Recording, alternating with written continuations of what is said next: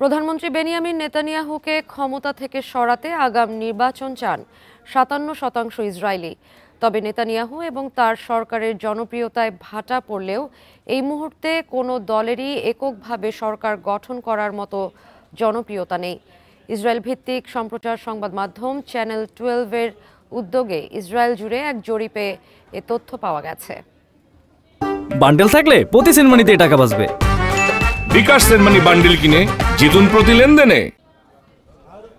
২০২৩ সালের ৭ অক্টোবর থেকে গাজায় হামাসকে নির্মূলের নামে বর্বর হামলা চালিয়ে যাচ্ছে ইসরায়েল, যে হামলায় প্রাণ হারাচ্ছে বেশিরভাগ নিরীহ ফিলিস্তিনিরা। ১.৫ বছরের বেশি সময় পেরিয়ে গেলেও এই বর্বরতা থামার কোনো নাম নেই। উল্টো এত দীর্ঘ সময়েও হামাসের হাতে আটক সব জিম্মিকে এখনও মুক্ত করতে পারেনি তেল আবিব।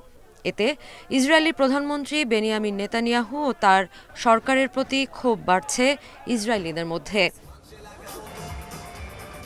এমন অবস্থায় নতুন এক জরিপে দেখা গেছে বেনিয়ামিন নেতানিয়াহুকে ক্ষমতা থেকে সরাতে আগাম নির্বাচন চান ৫৭% ইসরায়েলি।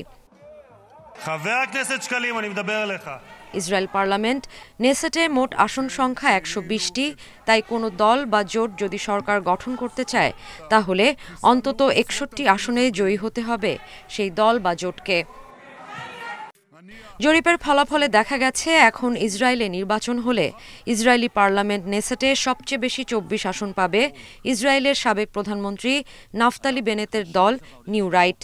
এরপরেই দ্বিতীয় ও তৃতীয় অবস্থানে থাকবে নেতানিয়াহুর লিকুদ পার্টির ২২ আসন এবং ইয়াইর গোলানের ডেমোক্রেটিক পার্টির ১২ আসন। জরিপের ফলাফল থেকে বোঝা যাচ্ছে ইসরায়েলে নেতানিয়াহু এবং তার সরকারের জনপ্রিয়তায় ভাটা পড়লেও এই মুহূর্তে কোনো দলেরই এককভাবে সরকার গঠন করার মতো জনপ্রিয়তা নেই। এদিকে বার্তা সংস্থা রয়টার্স এক প্রতিবেদনে জানিয়েছে, গাজায় অভিযান ঘিরে সরকারের মধ্যে চাপে আছেন নেতানিয়াহু, কারণ ইসরায়েলে দিন দিন জোরালো হচ্ছে আগাম নির্বাচনের দাবি।